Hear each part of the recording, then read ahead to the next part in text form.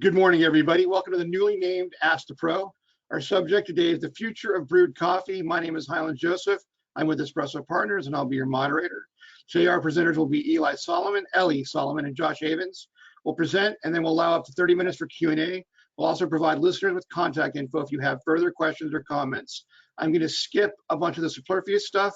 Just be reminded that the views and opinions expressed in the webcast are those of the presenters and do not necessarily reflect the official policy or positions of any aspect of the Specialty Coffee Association or the companies they represent.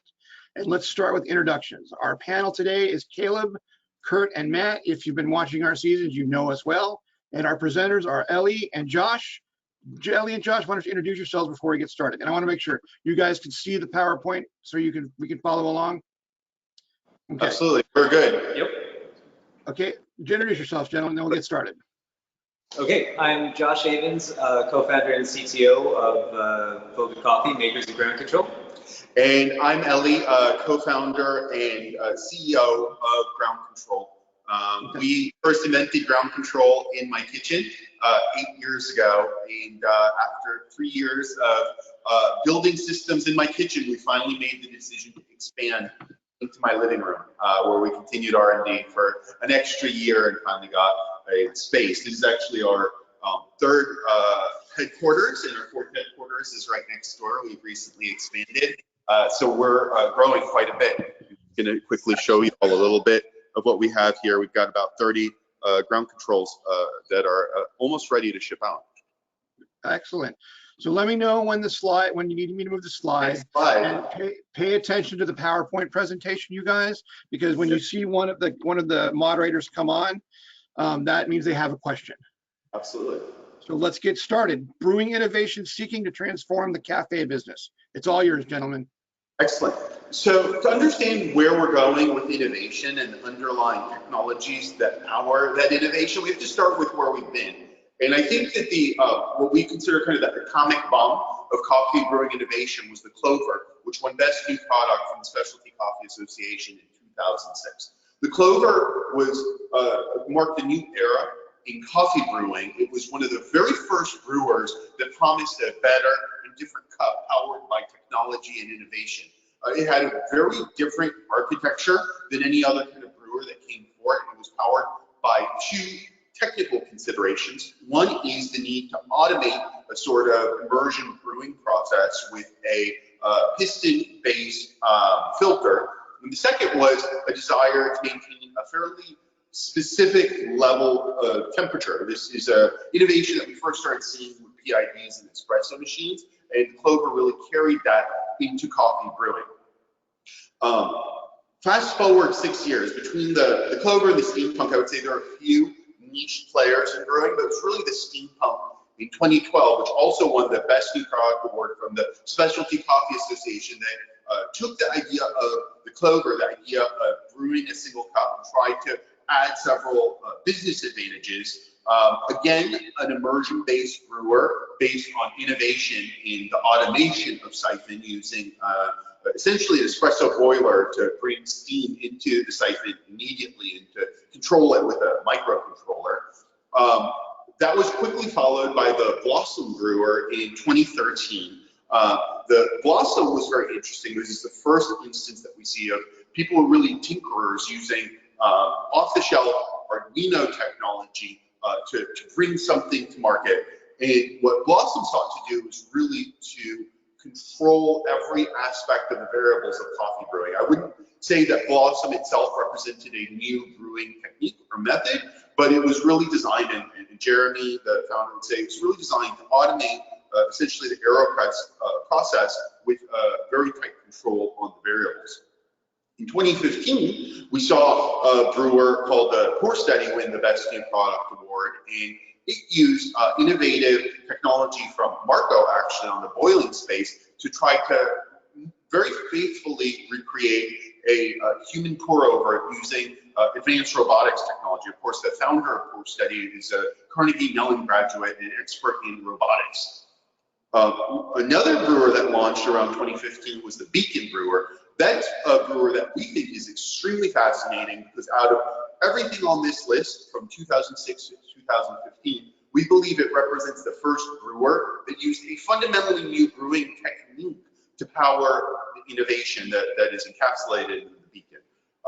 When you look at everything else on this list, they're either trying to recreate or automate or slightly tweak an existing technique. What the beacon does is it uses an active vacuum to brew under vacuum. This is not something that we've seen in commercial contexts previously, and it completely changes the chemistry of the coffee extraction. They're looking to achieve a different and better cup through a totally new brewing method. Ground Control launched in 2016 at the Specialty Coffee Association Expo in Atlanta, and ultimately won the Best New Product Award with the Cyclops Brewers in 2018 in Seattle.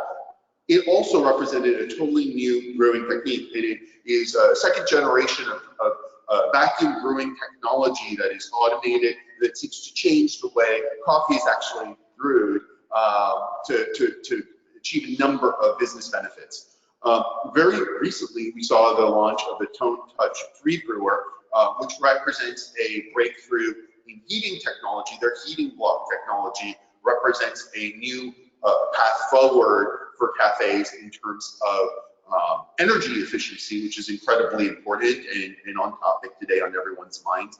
And then one brewer that we've kept our eyes on is the Ozma cold brewer that launched a few weeks ago, still essentially in its initial phases. It represents a new way of thinking about brewing cold brew using traditional technologies repurposed and recombined. Next slide. Really quick question. What's the benefit to the end user with all this new brewer technology? Well, that's actually what we're going to talk about in this slide. So why are people actually innovating, and what is the business benefit, and what are we trying to achieve? So we view the purpose of innovation as fitting into 4 general business categories. At the end of the day, when you think of the modern cafe, it's driven primarily by 2 pieces of technology: the batch brewer and the espresso machine. Without those 2 pieces of technology, there would be no modern cafe. Those 2 technologies, espresso, especially the espresso machine, represent exquisite and very carefully engineered technologies that enable what we view as modern coffee. Without that, we would still be using siphons for every coffee or percolators, and the experience and the business of coffee would be very different. So the things that we're seeing with all these technologies is that they're either trying to impact the quality of coffee, the efficiency of brewing, the versatility, the range of what you can actually achieve in the beverage, or the customer experience. And each of the innovations that I covered touch on one aspect of these 4 or more. The very interesting thing that we've seen is that outside of the Clover, which was very successful, plays that focused almost exclusively on quality have not traditionally succeeded. And that's something that we've seen at Ground Control is customers want quality, but it's very difficult to justify the premiums that these new technologies typically charge based on quality alone. Once you install the machine, once they pay for it, they're very pleased, and the quality is what drives a lot of the value. But in the market today, quality by itself is not enough. We also see a lot of efficiency plays. With the Tone, we see efficiency and energy usage, which is very important for environmental reasons and also for financial reasons. With Ground Control, there are customers who are achieving up to 27% extraction yields and producing exceptional cups like Intelligentsia. And that's very important for not just on the quality end, but also on savings. And then there's also efficiency in using your team to make sure that you're using your staff in a way that's most appropriate for your business. Versatility, we've seen that a lot, especially with brewers like Beacon, which can brew not just amazing cup of coffee, but also does incredible tea and also infused cocktails. And also with the Ground Control, where we're seeing a brewer that can do iced lattes by the batch, which has never been done before, cold brew at 8 minutes, and hot tea and exceptional coffees. And then for experience, I would say that all of the brewers that I mentioned pretty much offer a unique type of customer experience, which is a lot of the value as well. People want something new and fresh. But what's important with the technology, what we're seeing with innovation, is you always have to be thinking about the other 3 categories, because experience, if you're not finding ways of constantly improving on that experience, the customer gets used to it, which is what happened with the pour over when it launched. People were very excited about the idea of consistently seeing people making your coffee. But now, especially with trends in labor, we're seeing that customers are a little bit uncomfortable seeing someone spending 5 or 6 minutes brewing your own cup of coffee when they don't even have the time to do their work or to even take a chance to breathe. You know, people in the coffee industry often tend to be very overworked, and cafes that are driven by pour over, that can lead to some of those really intense work schedules. Next slide. Thank you, gentlemen. Ground control, an example. So we're seeing 2 different slides. I just want to make sure that it's okay, You should be seeing perfect. Now both of them. So I wanted to take a moment to really do a deep dive on ground control. What we're going to do for the rest of this talk after this slide is really explore the technology of ground control. Because at the end of the day, this is the technician skill. We're really interested in what is the technology that's driving innovation. We think that ground control is a very interesting example of how innovation happens in technology and how the different components of our technology and the actual mechanics of it tie into the 4 categories of value that I discussed. As I mentioned, ground control is dramatically improving the quality of a cup of coffee. For example, Helen Russell, the co-founder and chairman of Equator Coffees and Tea here in the Bay Area, which is our first customer, shared that the best cup of coffee she's ever tasted, hands down, was brewed on ground control. Not a pour over, not by a Brewer's Cup champion, certainly not by other brewing technologies. And that is due to the innovation that we've put into our brewing method. We've created a totally new way of brewing coffee where we're adding water to coffee in immersion. We have an active stir that's then stirring the coffee as it brews. Totally new type of stirring technology that does not exist on any kind of brewer, neither single cup nor batch. A powerful vacuum then sucks all of the brewed coffee from the brew basket in the bottom. It sucks all the coffee. The brew basket is very similar to a standard brew basket in the way it looks and operates for the operator, but it actually has a tube at the bottom that sucks all the brewed coffee into the bowl. And then once that's done, the bed is substantially dried, and we add fresh water to that bed and brew it again. Typically, we rebrew it 3 times, and we combine all of the results in the air pot at the end. So it's a blending process. We're pulling out different layers of flavor. One way of thinking about it is it's the exact opposite of a percolator. We're always adding fresh water to the brew. And from a chemistry perspective, we're resetting the extraction to the beginning, but we have less extractable material in the bed. And what that does is it prevents us from over-extracting. It allows us to extract flavors that are typically not extractable. It allows us to also very carefully create a consistent experience for the customer. And this is Josh's insight. Josh has a PhD in chemistry from Columbia University, and he's the one that first envisioned that multiple extractions is something that can transform the way we think about the quality of coffee and the consistency of coffee. As far as the versatility, this technology not only allows us to brew a cup of coffee that our customers like Equator, Intelligentsia, Black and White Coffee Roasters, and Onyx Coffee Labs have shared is basically the best coffee that can be produced, but it also allows you to do iced latte quantities of up to 1.5 gallons with 1 minute of work. It allows you to do cold brew in 8 minutes, brewing at a lower temperature than you would brew other coffees at. It allows you to create instant coffees at scale using a technology that is reproducible. For example, Black and White Coffee Roasters makes its instant coffee using ground control, and so does a lot of other players who prefer to be less public about it. And it also allows you to brew tea. It's the only brewer that can really properly brew tea at scale. That's all enabled by this very unique vacuum process and multiple extractions that I mentioned. In addition to the versatility of the quality, the customer experience is very unique.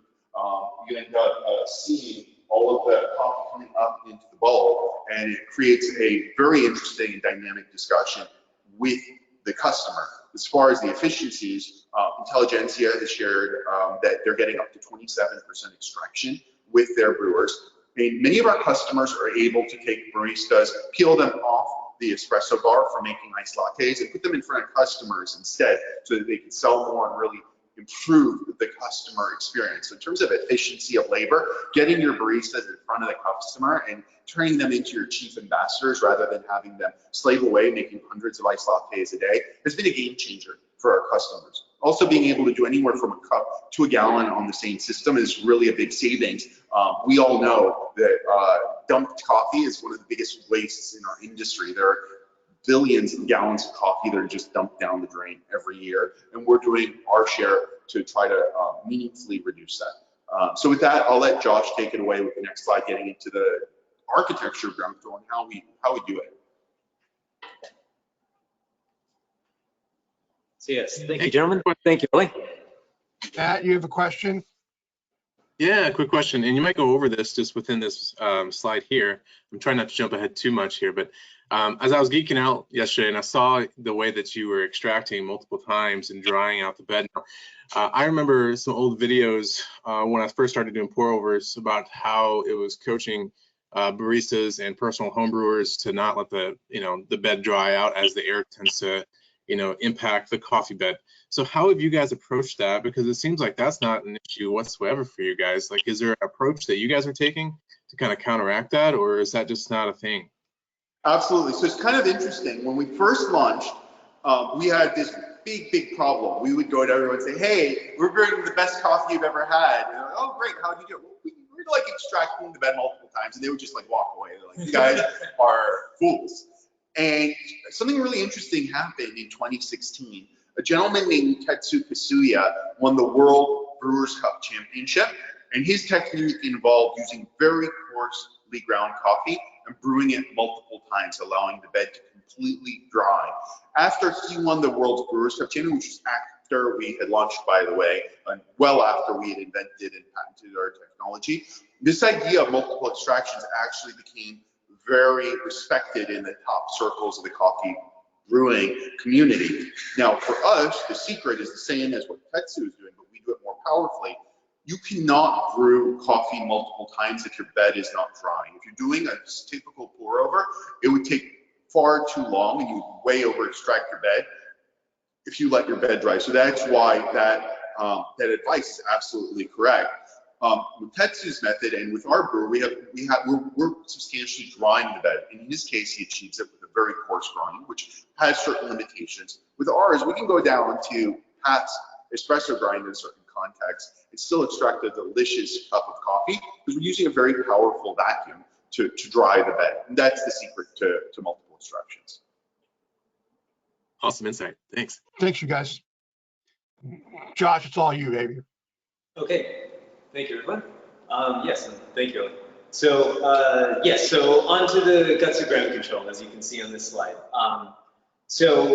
As you can see, right now what we have are all the panels removed, and there are just a few things, that look slightly different than, a standard batch brew here. And I'm happy to give a broad overview, and then we're happy to delve into more detail on anything, we'd like. So yes, so everything's different, but yet everything's the same. So one of the things that, exactly as Elliot mentioned earlier, is that, the brew basket is at the bottom of the machine. So we literally turn brewing upside down, at least, formally, in that, the brewing's at the bottom. But the user experience really is still the same. So namely, you remove the brew basket, you put a paper filter in, you put grinds in, you reinsert the brew basket, and then all you do is hit brew on the touch screen. So yes, so it looks intimidating on the inside, but actually on the outside, we made it simple. So, or straightforward, I should say.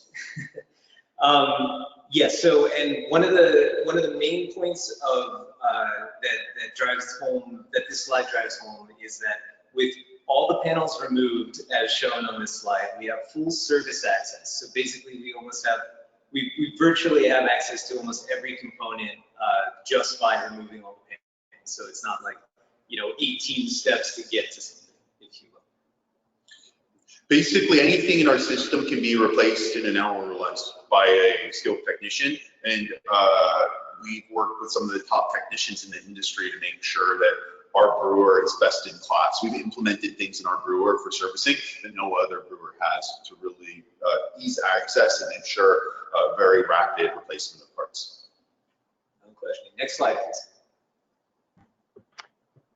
Hey, Ellie, could you elaborate on the serviceability just a little bit? I think that's Absolutely.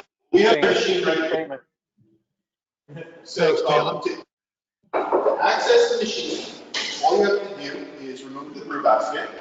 Then remove this piece that just pulls right off. And then there are two nuts right here that usually they're tightened by wrench, but for our purposes. Then you just remove, Josh, you want to do the honor? And it's just to lift them up. This is a snug one. Well, I think Ellie and Josh, I was kind of thinking more like, what was your decision logic? How did you approach serviceability for the machine? Absolutely. So, by the way, can you all see this? So are we on this? Yeah, you're there. It's just, yeah. Caleb, So we restate your removed question. Good question. Just slides left or right. Wait, you guys, Caleb's got a more specific question. Caleb, Yes, restate your sir. question. It's not so much that I want you to see you take it apart. I think it's like, as you're developing this equipment and you're keeping technicians in mind, what was your decision logic? How did you approach serviceability as ground control? Not necessarily show us how to take it apart, but like, Absolutely. what were you thinking and how you could help technicians or make this easier and more serviceable for a technician in a cafe?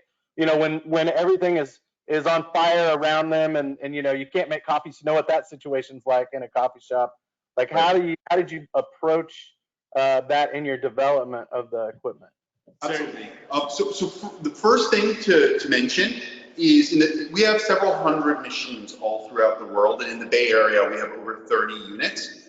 To date, Josh and I are pretty much the only ones who've serviced any ground controls in the entire Bay Area. So we do the servicing personally because that's the level of importance that we see in making sure that our systems are serviced well. And anything that a tech experiences in the field, Josh and I have experienced it personally. So there is a very direct line between what's happening in the field and the founders of the company.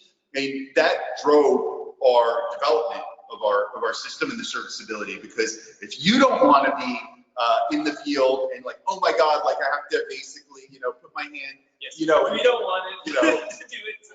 we don't want to do that either. So that's the first thing is making sure we experience the pain of any technician and over time massively reducing that. So we learned a lot from that. We continue to learn a lot and iterate.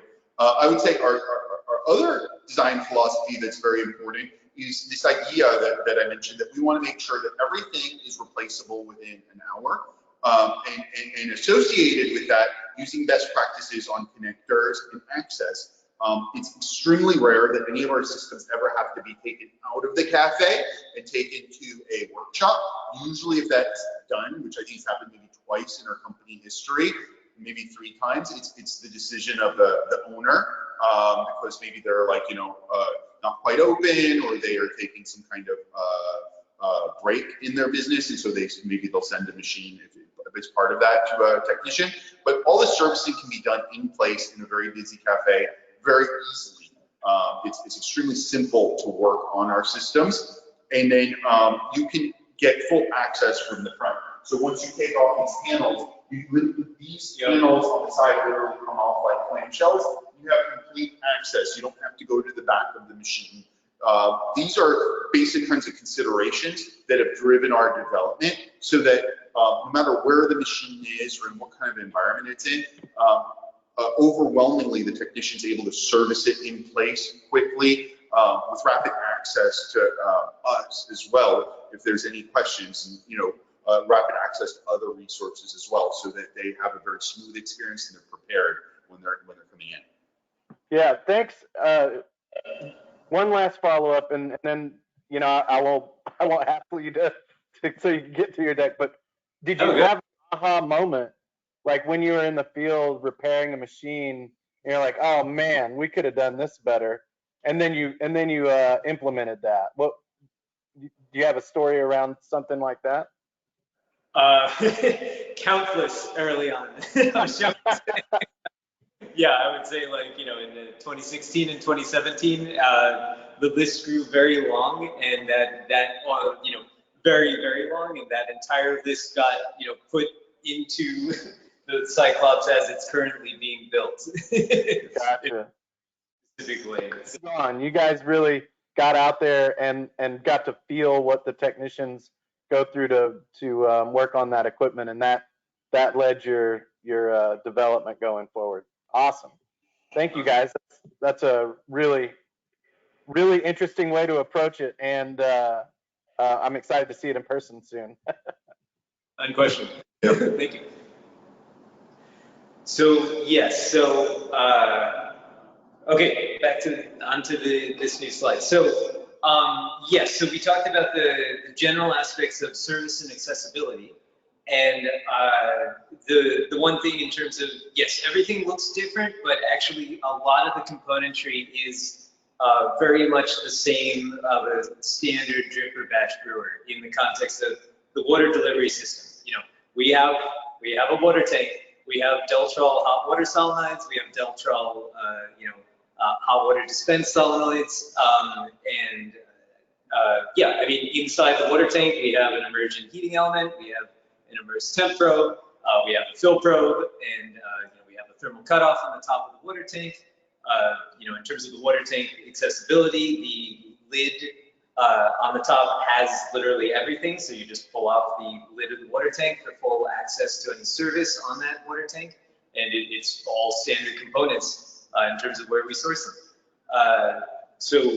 Yes, and then the brew basket, we're still using, you know, as it currently stands, this is designed to fit standard paper filters. But obviously with the twist, as Elliot talked about, where because of the vacuum system, we have a vacuum connection here, and the coffee's pulled out from underneath and goes through here, through this hole, and straight up to the bulb. So. One of the cool things about the brew basket I just want to highlight is that if you're using it properly, it's actually much safer than other brew baskets.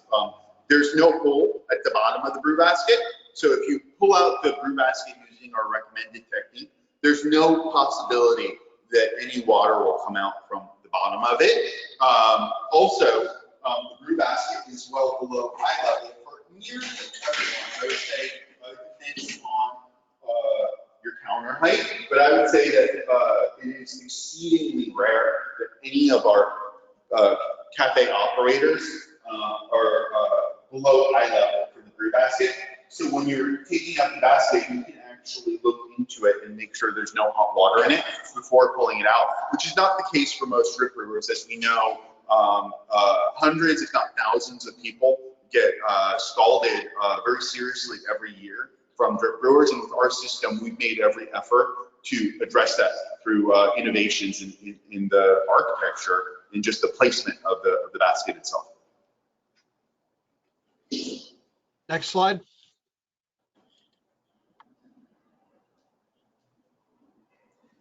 So yeah, like we were talking about previously, there's multiple components in here that are if not the same, if not identical to you know, other drip brewers, but also we definitely have a couple twists in there and some unique components. So the vacuum system is definitely, I would consider it, it's fair to say, it's a unique aspect of ground control. And yes, so as shown on this slide, we have a rocking piston pump, and that is inside the machine at the bottom of the machine, right here. So yes, so right, so as part of that vacuum system, we have vacuum filters, and we have the glass bowl, which is tied in directly to the vacuum system, and I'm happy to go into more detail on that on the next slides. But then, and then on the other side, shown here are the vacuum filters themselves. So looks like Highland has questions.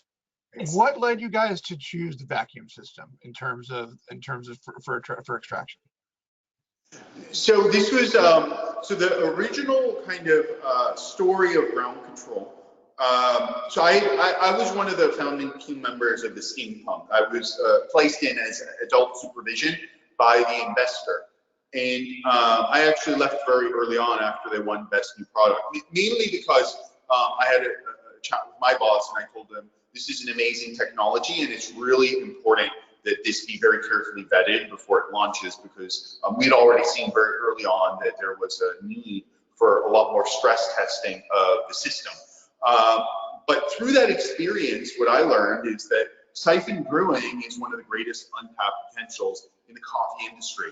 There's a lot of things that are very desirable about siphon brewing, but there's also a lot of unique business challenges that come with siphon brewing that the steam pump sought to address, namely speeding up the process. The original, day zero vision of ground control was to take the idea of a siphon brewer and create a very large scale batch siphon brewer. And I called up Josh, who's Josh and I have been best friends for over 20 years. We met the first week of undergrad, and Josh is the smartest person I know. And I said, hey, Josh, I've been thinking about large-scale coffee brewing. I got this idea, automated siphon. And he actually, on that phone call, in like May of 2013, Josh said, you know what, I'm going to just fly down to San Francisco. He was in Illinois at the time, and we'll just play for a weekend with these ideas. We brought down a Yama siphon, some vacuum attachments, air mattress vacuum pump. And the original idea was like, can we create something in my kitchen that can then be scaled up to create a very large scale siphon? And literally on the second brew, Josh said, we already brewed 1 cup of coffee using this idea, so just 1 cup within the Yama using the air mattress vacuum pump, and we were controlling it all manually, turning it on and turning it off. And Josh said, this is wrong. This is totally wrong. And I'm like, okay, what do you mean? He said, this 1850s extraction. Like, you're doing 1 solid liquid extraction. Like you'd get an F if you did this in my lab. We do 3 solid liquid extractions in the chemistry lab. And that's the way it's been for a very long time, if you're trying to extract anything. At the time I was like, I'm ready to start a company. I'm happy. This is a good cup. And so I'll just keep my mouth shut. I was like, okay, let's do it. I was like, just like y'all, I was like, this is not going to work. But, I want to be respectful. Let's just do it. And we tried it. And not only was the cup a lot stronger, but it actually addressed the #1 problem in siphon brewing, which is that the range of flavors is very limited. With ground control, what we've discovered is that we can produce a range of flavors on the top end and on the bottom end that far exceeds any brewing method. And we can pretty much hit any profile, whether you're talking about French press all the way to pour over, in terms of the flavors that you're pulling out.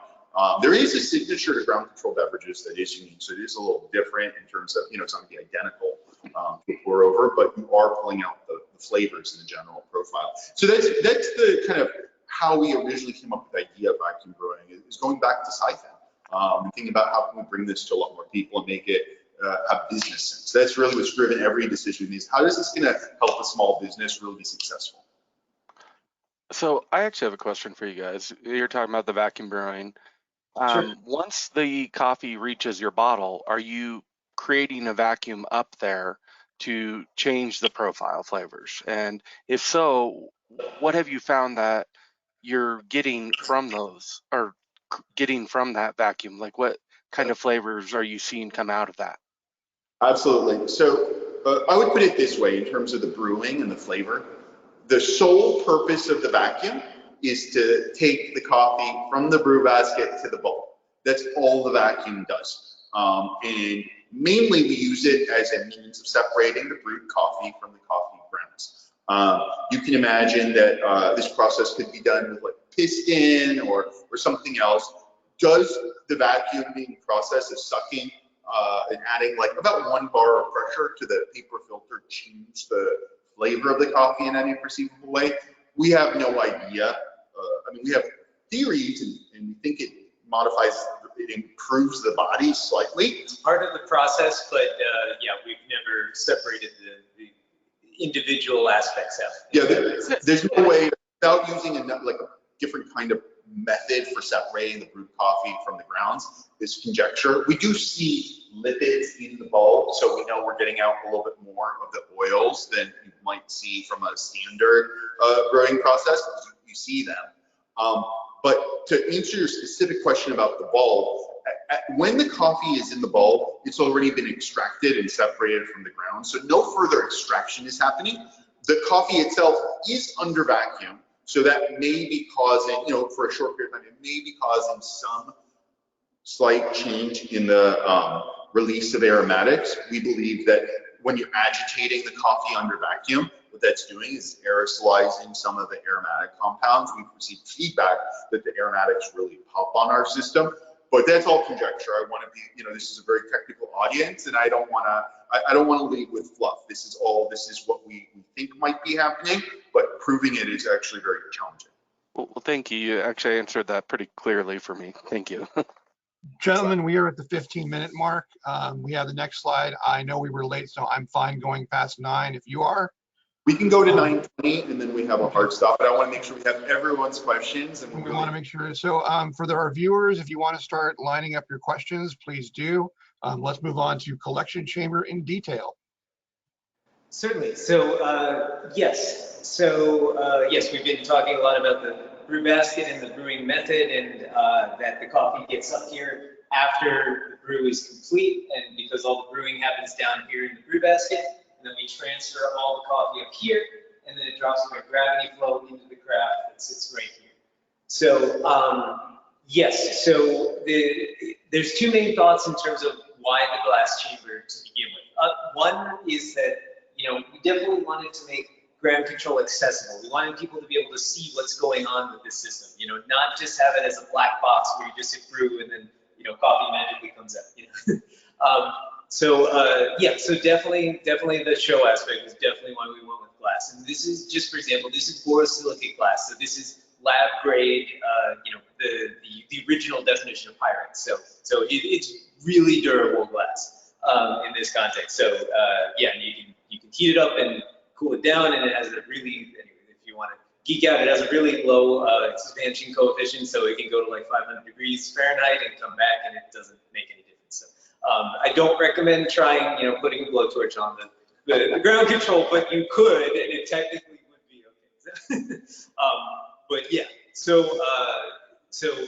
yeah, so let's see. And then number 2 is that because the glass is its own closed system for the vacuum, that way we can pull the coffee up in here, and I'll talk about that in a slightly more detail in a second. But the other main benefit to that is we can use any off-the-shelf carafe with the ground control. So just sit it right here, and it's good to go in that context. So, so from a practical perspective, you know, that was always considered a positive overall in terms of the design, and it's poured itself out. Everyone was very happy when they knew that they could just use whatever crafts they had sitting there. So, so just very quickly, continuing with the siphon analogy from earlier, a really easy way to think about this is think of the brew basket as the top of the siphon. That's where the coffee is brewing. And think of the bowl as the bottom of the siphon. And there are 2 tubes here. The downward pointing tube is the tube that you would have in a siphon, linking the top of the siphon to the bottom of the siphon. And then Josh will go into the second tube and its purpose, because no coffee comes out of that second tube. Yeah, so it's great. So that addresses definitely one of the questions that we've had many times, which is to say, you know, we only see things happening on one tube. What's that other tube for? So so it's exactly as Ellie's talking about. The siphon analogy is great. You can also think of the down. So we have the upward pointing tube and we have the downward pointing tube. We can think of the downward pointing tube as directly connected to the brew basket. So namely, the coffee's going straight from here, straight to the coffee tube pointing down. And yeah, and then the upward pointing tube is, you can think of as directly connected to the vacuum pump. So namely, that's where the sucking action is occurring. So we're taking the air out of the glass bulb, which pulls the coffee in. So that way the downward pointing tube can, you know, bring the coffee into the glass bulb in a general sense. And yes, Alex. Actually, Caleb has a question. It's a little bit non sequitur about customer needs. Caleb, do you want to jump on? I'm sorry to mess up your flow, guys. I've got I have a hard stop at 9, so I have to go. But I really wanted to touch on your slide in the beginning. You know, innovative coffee brewing. So your focus on quality, efficiency, versatility, and experience. And it sounds like you've done a really good job at ground control to sort of meet those needs holistically. But when we're talking to technicians that could be selling equipment or servicing equipment and or trying to find a customer's needs, like how have you tried to understand what your customer needs and what they need for their business? Like, what's your process in like exploring a new customer maybe, or an existing business, and trying to understand their needs and meeting them? Absolutely. So one of the strengths, but also one of the challenges with ground control is that it has so many unique features and aspects that have a very meaningful business aspect for our customers. We have customers that benefit from all of those business aspects. They're doing, high TDS, high extraction percentage, batch ice latte, 8-minute cold brew, tea. Their customers love the visuals. They promote the hell out of it. People are like, what is that thing? And the business is growing. We have customers who make $40K a month more in revenue from doing the batch ice lattes by itself. Like Cirque Coffee in Tulsa, Oklahoma, they went from brewing 5 gallons a day of iced latte to 30 gallons on one ground control. They used to just do it all on their espresso machine. So that's a hard field to navigate, because if we spent all the time talking about all the unique things our brewer does as a starting point for our discussion, the customer might be overwhelmed. Lots of times, even if we keep it really narrow, customers are skeptical. They're like, I don't really think you can do all of that. The only reason I'm talking to you is because other people say that maybe you can't. But if there's even a small chance, I have to have this discussion because it can be so impactful for my business. So the first thing we try to do with all of our customer discussions is understand the vision and the goals of the customer. We want to learn about them, and we want to know what they're doing, what they have been doing with their business, if it exists already, or what they'd like their business to be and where they're focused on. Some of our customers just love the fact that ground control can produce at scale a cup of coffee that's as good as it gets, and that's all they care about. Is they come up front and we ask them, like, what are your goals? They said, look, I just want the best cup of coffee I can get, and that's what I want to invest in. And that's an easy discussion. It's like, okay, how can we get you to ground control with your coffee so you can taste it for yourself? The proof is in the cup. I can talk about the flavor of ground control all day long and share testimonials, but for most of those people, they need to know that their coffee is really going to excel in our system. And we have some customers who have bought our system just based on our reputation of quality, and we've met or exceeded their expectations too.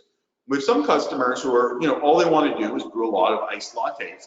And for those customers, that's what we focus on based on their feedback. That's where we focus the discussion, because we want to make sure that we're excelling in their needs and not just answering, going down random paths, because the number of benefits and unique attributes of ground control could last forever. So I think it really always has to be, that's our philosophy. Our discussion always has to be driven by the customer need and understanding the customer. Once we understand the customer, we may take different attitudes or approaches that might not be led by the customer. They tell us what they're doing, and we may go down a pathway that is surprising to them to get there. But always the customer needs and solving their problems and demonstrating the business value that is at the heart of our sales approach. How often, like, does deployment come in, like layout, when you're helping a customer, like, yeah, I want to put the brewer right here so they can see the coffee in the bulb, and you're like, well, that is a really great idea, but you're not going to be able to get the coffee to the customer efficiently if you put it here. Work through like those situations as well. Absolutely. I mean, we're wizards at making it work. I mean, one of our proudest moments is Chez Panisse, one of the most famous restaurants in the world. We had a demo here. They loved the coffee and said, hey, it's really a shame that there's really no place in our restaurant for your brewer. And we said, well, let's go visit and see. And we looked at the layout, and we actually very creatively were able to find a place for it. Now, in that case, the brewer is not front and center, but the product that it produces is, and we're happy with that. If the customer wants to invest in our technology for the benefits, and in that case, maybe taking away from the visual experience, that's a decision that we respect. You don't have to have ground control front and center in every cafe. We have had customers who want it front and center and do have these kinds of considerations. And we work very closely with the customers and try to really make sure that they can meet their needs. But one of the nice things about our system is it's really just sits on the countertop. There's nothing underneath. There's no crazy hookups. It's just water, power, and optional drain, or we can do a drip tray underneath, and it's a specific configuration that we offer. So it's basically can replace a drip brewer. But usually the customer, when they're installing a ground control, like with Intelligentsia, they were very happy to modify their layout, put the system front and center when they previously were considering another type of brewer where it wasn't going to be as front and center. So usually if the customer wants a ground control, they will think about ways to make the change, and we're always happy to help them think through those questions. Excellent. Let's move on. Are we done with collection chamber, or do we need to do some more review? Certainly, yes, we're yeah, I believe Okay. we covered. Yes. Vacuum pump in detail next, and then we're starting to get customer questions, so I'll pop up as we get them. Certainly. I'll be brief. So yes, so so we talked about the collection chamber, and now we're talking about the vacuum pump and filters. So hopefully right here we can mostly see what's on the slide, which is on the left side of the slide here.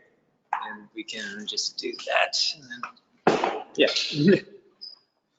For sure. Got it. Thank you. Okay. Yeah. That'll work. Perfect. Awesome. Okay. So as we can see here, so this is on the left side of the slide shown here, and the right in the actual picture, but this is way better than the actual picture. Yeah, so the vacuum pump is sitting right here at the bottom of the machine, and it's got different vibration isolators on there, just rubber, just a two-stage rubber setup, so that the pump keeps from vibrating too much.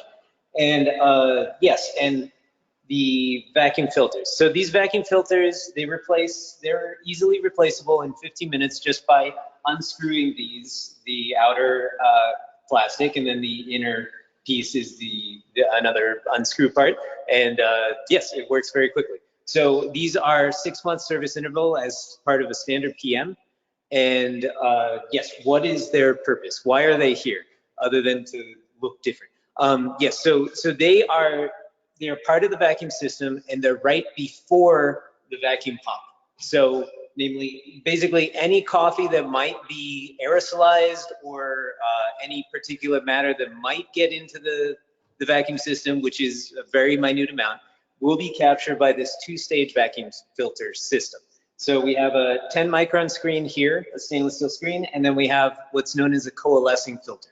So it takes out any aerosolized anything that's in the air. So it's essentially a HEPA filter. You can think of it that way. And yes, so like I said, at most, these need to be replaced twice a year as part of a standard PM. And they're very quick to be replaced. And the main objective is that the vacuum pump can basically, these rocking piston vacuum pumps are very rugged vacuum pumps. That's why we chose this one. In my lab research experience, I dealt with a lot of different vacuum pumps, and we've done quite a bit of testing, and this has been most rugged design that we've found so far. And we haven't had a single one really fail in the field. Correct. After I guess it's almost been 6 years since we first placed the ground control in the cafe. Yeah, they only need just gasket seal swaps, and that's it. Yes. What's the micron on those filters? What was the question? What's the size on those filters? Micron size on those filters? Micron? Oh, sure. This is a 10 micron. The stainless steel screen is 10 micron, and then the coalescing filter is 95% of, the way they rate these is a percent efficiency. Anyway, it's really silly. 95% efficient at 0.01 or 0.1 micron. I think it's 0.1 micron, but yes. Okay, we're going to open up to Q. Do you guys have anything else on the vacuum pump? Anything else on the vacuum pump? Oh, I think that covers the main points. So yes. Okay, we're going to open up to. Just very quickly before we go, just to kind of very clearly elucidate the flow path. The vacuum pump sucks air out So Brew, or you want to start from there? oh, whichever. Let's start with the vacuum pump. This is, generating the suction. So think of it as, a person with the sucking on a straw. It sucks through into this thing. It sucks through the fine filter, then through the coarse filter. So this coarse filter removes all of the large particulate and makes the fine one much more efficient. And then it sucks through here. This is an additional kind of mesh filter to prevent any really large scale particulate from getting into the filter. Super coarse here. Super coarse. And then that line continues from here into a vacuum solenoid at the bottom of the bulb, which opens. This works just like a regular water solenoid, except it allows air to pass or not pass. So it's sucking through the solenoid, through that upward pointing tube, which is, as you mentioned, the vacuum tube.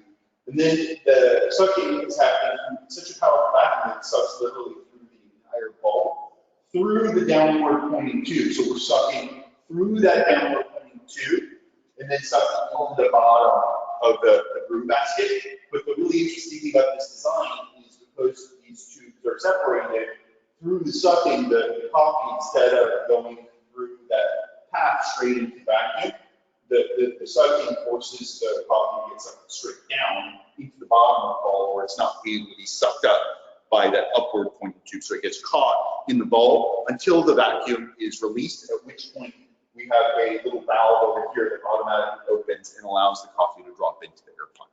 It's a straightforward. Gentlemen, thanks for the walkthrough. Matt, Kurt, cameras on. We're going to start taking questions. Excellent. Matt, do you have anything you want to go before we go to some of our viewers? Yeah.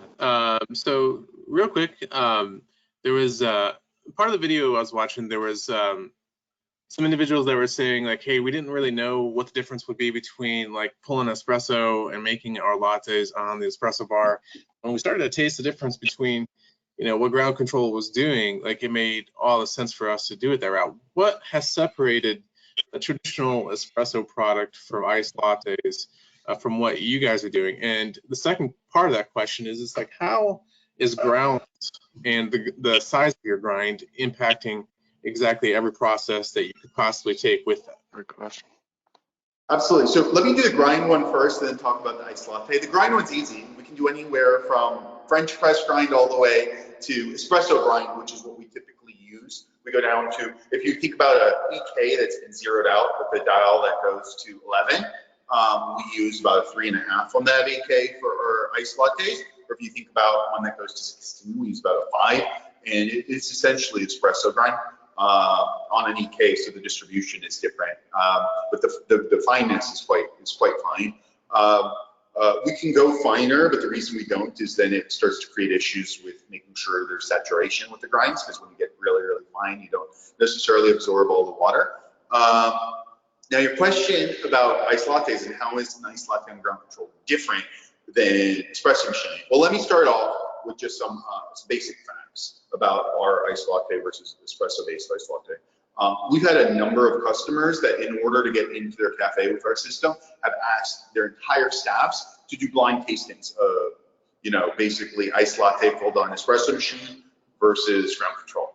And in those blind tastings, once we're dialed in, we basically unanimously win. If not unanimously, it's usually one person who thinks that espresso is superior. We've never had more than one person in a blind tasting say that. We're talking about groups of up to 8 people. We've also had Q graders taste, industry luminaries taste blind, and we've overwhelmingly been viewed as having a superior product, but also a product that has the same profile as espresso. So that's really important, that the profile is similar. It's not like cold brew where you do a cold brew concentrate and mix it with milk, which, I totally respect that. We have a number of customers who choose to do that as well. But the customer can definitely tell a difference. When you do cold brew with milk, that's what it tastes like. It tastes like a strong cold brew, which can taste great to some people, but it's not what the customer is typically expecting. With our system, what we're doing is we're meeting that profile, but with a key twist. Number one is we're able to go stronger than what you typically see with a shot of espresso. So we can go much stronger by adjusting the ratios, and you have a big batch of the concentrate, so it's a lot easier to change the strength than to have to pull another, to do a triple shot or to have to do 2 double shots. So we have some customers whose strength is like off the charts. The customers love it. Other customers have just the same, they target the same strength as espresso. They use about the same amount as coffee, but it's basically you make about, depending on your iced latte size, you make 12 iced lattes with 1 minute of work, and then you go do something else and come back in 15 minutes and you just mix it. So being able to do 30 gallons of iced latte a day, you can't do that with an espresso machine. And if you try, your baristas are going to quit. And so that's something that we're very proud of. Yeah. We're really out there trying. Caleb, who's our floor manager, he was a manager of cafes for 10 years, and basically his feedback we got from other baristas, like, if I had something like this in my cafe, I might still be working in a cafe, because it really transforms the day to day. Now, in terms of the flavor in the cup, what we're doing is we're not only able to get greater strength, but it's also much cleaner. Not only is it paper filtered rather than metal filtered, so it's not ashy at all, but you have much more consistent products. So there's no risk of channeled shots. You don't have to worry about baristas. Like the barista, we love baristas and we do everything we can to empower them. But if you're making lattes a day, you're not gonna be on the 297th iced latte and say, well, like, let me make sure that this is really level, that I've really put my 30 pounds of pressure, and that I've distributed it correctly. You probably just like, I want to get home, And so with our system, we really try to flip that equation and give the baristas a lot more time to engage with the customers and really be the spokesperson for your cafe rather than sitting behind bar and struggling. Excellent question, Matt. Great answer. I think we covered some of this, but Shereel McLean asked a question. You guys mentioned brewing cold brew with lower temps. Could you describe this brew process a little more? Would you say it's close to a full immersion cup profile like a toddy, or more like an iced coffee?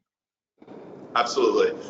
So what we do, there are many different definitions of cold brew. Let's just start off over there, because I think it's a really important place to start the discussion. So originally, cold brew was brewing over ice, like a Yama traditional Japanese strip, brewed at basically freezing temperatures. Over time, this idea of cold brew became very popular when we started to see much more like room temperature immersion-based methods, like bucket-based systems. That represents, an expansion of the definition of cold brew in its earliest stages to meet customer demand and to really allow it to scale. It was really the introduction of those room temperature methods that made cold brew accessible to a very large audience. At the same time, when that started, there were some people who tried making like hot coffee, like true hot coffee, and just cooling it, which is really just what's always been called like cold coffee, right, or iced coffee. It's very different than cold brew. And there are different definitions of cold brew that try to understand, like, what is that difference? What I would say is there's some definitions that say cold brew has to be brewed at ambient temperature. Our personal view on that definition, obviously we're biased because we're not brewing at ambient temperature, is that it's not a very good definition, because we have customers in Saudi Arabia where our system would totally be cold brew. You can brew at ambient temperature in Saudi Arabia all day long at 100. If you're brewing in Alaska, your cold brew is probably as cold as the Yama, so it's very different. There is a definition that I believe is promulgated by the National Coffee Association. I don't know if I can mention them on this call, but we support all organizations. You can. It's okay. We're all friends. And then they say anything under 130 degrees, which I think makes a lot more sense. You say, like, look, if you're over 130, you're just not cold brew. It doesn't matter. If you're under 130, you are. And so that definition works all over the world, everywhere, and we like it because we're brewing at 110, and so we fit under that definition. The thing that we really focus on is the flavor. If you're doing a blind taste test, does what you brew taste like what people think cold brew should taste like, or does it taste like iced coffee? So the interesting thing with our system is based on the brewing times per cycle, we have a lot of ability to manipulate fundamentally the flavor of the coffee. And if you extend that third cycle brew time, you can get a profile that is nearly identical. We've done a lot of taste tests with industry top palates, large companies and small companies who've chosen to adopt our cold brew partly because of the speed, and partly because of that manipulation capability. You start off with something that tastes very similar to a traditional bucket system, but now you have additional places you can go to. Do you want your cold brew to be sweeter than what a bucket tastes? Do you want it to be cleaner than what a bucket might taste like? Again, we truly respect bucket-based systems. They've created a tremendous market, and we've tried excellent cold brew bucket-based systems. We have tremendous respect for Toddy as a company. They're great people. We love Toddy. What we're doing is it's a different solution for a different type of customer that achieves a different result. And as far as what we're producing at scale, very quickly, it has a flavor profile that is exactly matching a cold brew, and our customers are selling more of it than we have many customers that have replaced other systems with ours, and they sell a lot more of the cold brew. Firebrand Bakery, which is down the street from us, they've been doing cold brew for 5 years with a bucket-based system, and when they replaced it with ground control, I think their sales went up 50% in a year after having a very consistent baseline, because it was really clean cold brew and people really enjoyed it. People are very attuned to that. But we've never heard feedback that customers come and say, hey, that's not cold brew, that's just iced coffee. The customer can tell. So hopefully that answers your question. Thank you. Kurt, do you have any questions? Mine goes a little more into the industry. So how do you foresee vacuum brewing? Do you see it becoming a bigger part of the industry? So, this concept of bringing it up and having it pulled at a vacuum for a short period, do you see it growing more and more, or do you think it's just going to have kind of its nice little niche that it has right now? Absolutely. Well, obviously Josh and I have put our whole life into ground control, our entire life savings, our entire waking hours for a very long time. We believe that we'll replace every drip brewer in the world with our system, and there's a lot of evidence that we're on. You laugh, but we're in some of the top cafes in the world. We're in some of the most local neighborhood cafes in the world. We're in convenience stores. We're in hotels. We're in some of the top offices in the world. Very nice. We're in some of the top restaurants in the world. We're in some of your most local neighborhood restaurants in the world. We even have ground controls in the home. So it's a very versatile product, and we're doing everything we can to bring it to everyone who wants one. And I think the most important thing is making it affordable. And that's why we've introduced financing options where if you want a ground control, you can have it for $150 a month, which pretty much anyone can afford if they want it. And we're seeing our sales explode. I mean, when you look at our production floor right now, these are all the machines that are going out. There's about 30 machines over here, and we're actually doubling that next month. And we've 7x'd it since the beginning of COVID because we have a solution that's transforming our customers' business. So our view is that in order to succeed as a new brewing technology, you need to really provide overwhelming benefits to your customers. And the feedback we've received from our customers is that their businesses have become very, very profitable since they've installed our system, and we hope to reproduce that with all of our customers around the world. Matt, did you have a question? I think I'm good. Okay. Last question before we wrap up, and this is more of an industry question, kind of speaking of what Kurt says. Where do you see our industry as a whole going? I mean, compared to some of the larger manufacturers, ground control is still small, Beacon's still relatively small. Do you see a greater push towards that perfect cup of black coffee like we saw with the rise of third wave espresso and third wave coffee? Our view is that a perfect cup of coffee is just table stakes, right? We produce a cup of coffee that the feedback we've gotten is as good, if not better, than the best out there consistently. And, and our customers, if they want to dial it in, they'll get that cup every single time. And out of the box, you're getting something that's massively better than what's out there. I believe there are techniques that have yet to be discovered that can produce even a more mind-blowing cup. And at the end of the day, produce something that is much more controlled in the extraction. I don't believe that we're at peak quality by any means. But I think that what really is important in the way we're heading in our industry is really making coffee more accessible to a lot of people. I think that if the coffee industry can reproduce what the wine industry did in the 80s, we could massively expand our core mission to help the farmers and the small businesses that make up our community. That's something that we're very passionate about. I think one of the biggest challenges the coffee industry has today is you can buy a $20 cup of geisha at the fanciest cafe. When you drink it, it might actually be off-putting because the way that coffee was brewed. There are very few methods that are in use in production where you can get a 10 times out of 10 have a perfectly brewed cup of coffee that does justice to that farmer. And I think that that's one trend that you're going to see again and again. Future technologies, we're setting a baseline. I think future technologies are going to have to meet or exceed that baseline. We hope they do because we love coffee. We want to see what's next. And of course, we're going to be iterating to improve our game as well. And I think that's a baseline.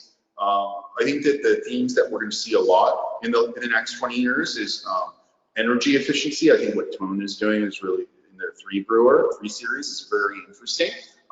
And, you know, for us, it's something we think a lot about. How do we develop a product that's very energy efficient and that does right by the environment?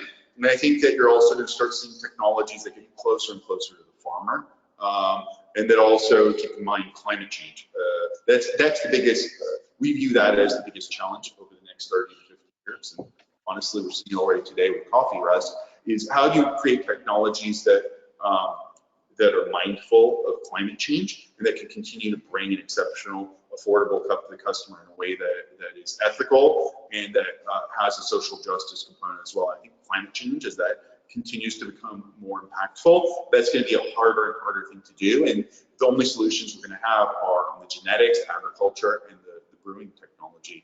Being able to reduce waste, both in extraction percentages. We know we can produce a cup of coffee that's 27%. It tastes really servable. Is it as good as the 22 or 24% cup that we produce? Jury's still out. Depends on the coffee, how you roast it. We know also that you know, a lot of cafes dump coffee right now. It's like almost like water. It's like, 30-minute mark, we got to dump it. Which, you know, we understand and respect why cafes do that, but having a technology, you know, and I'm not criticizing people for having that practice because it's a need for the business today, but having a technology that produces 1 cup and also on the same machine produce a gallon or 5 gallons or 100 gallons, depending on your need, that's something that can very easily address that issue, especially if you can predict what demand is. You just brew what you need and leave it at that. Now, one interesting trend we've seen with the Clover X is trying to produce 1 cup at a time in all instances. I'll say I don't think that's the future. With great respect to Starbucks, I think it'll be very hard for other cafes to scale up a single brewing cup system for their on-demand coffee needs. I think it's a very interesting concept, and I think that Starbucks is definitely onto something. It's a really interesting idea that can help fill the needs of the daily rush, but I don't think that it by itself is a comprehensive solution because you do get very long lines, and queuing theory teaches us that eventually you're gonna reach a line size where you're gonna need a very large array that is very hard to keep track of single cup brews, unless you can get the cup brewing time down to the time it takes to pour a cup of coffee from an urn, which we believe is will result in meaningful quality issues if it could ever be achieved. Thank you. We're going to wrap it up. Matt and Kurt, do you have any questions before we go? Okay, Eli, Josh, would you like to say anything before we do the closing statement? Josh, you want to start with any closing thoughts? I just want to thank the panel for their time. This is great. We're deeply appreciative of everyone's time. I think you can tell, like, we started this in my kitchen. We're now on a journey that we feel it's a responsibility for us to really produce something that's going to help the businesses that believe in us, and for the technicians that believe in us and that we work with. Y'all are on the front lines. We would not be here without you today. We're just so grateful for your time to see what we're up to, who we are, and you know, hopefully to share how much we deeply care about each and every one of you and your customers in terms of their experience with our system, making sure that they're successful. Downtime is one of the biggest threats that any small business faces. We do everything we can in our power to build the relationships with the technicians and think about the design to really prevent that and make sure that everyone has a safe and fun experience with our machines. Thank you, gentlemen. As an FYI, apparently we were successful. I've already got 6 emails telling me what a great seminar this is. I want to give you a heartfelt thanks from me and the team at the Coffee Technician Skill Digital Content Group for taking the time to actually do this with us. We really appreciate it, and hopefully we'll have you back again. Next week's webcast will be a Barista to Tech episode, but this episode will focus on operations. It'll focus on people who have gone from being baristas or cafe managers into operations, like myself and Kurt. And we'd really like to see you attend. If you would like a copy of the PowerPoint, feel free to email me or reach out to us via LinkedIn or the Coffee Technicians Guild Facebook page. We'd be happy to provide it. Other than that, gentlemen, have a great weekend and thank you for your time. It's our deep honor. Thank you. Thanks, guys. Thank you, everyone.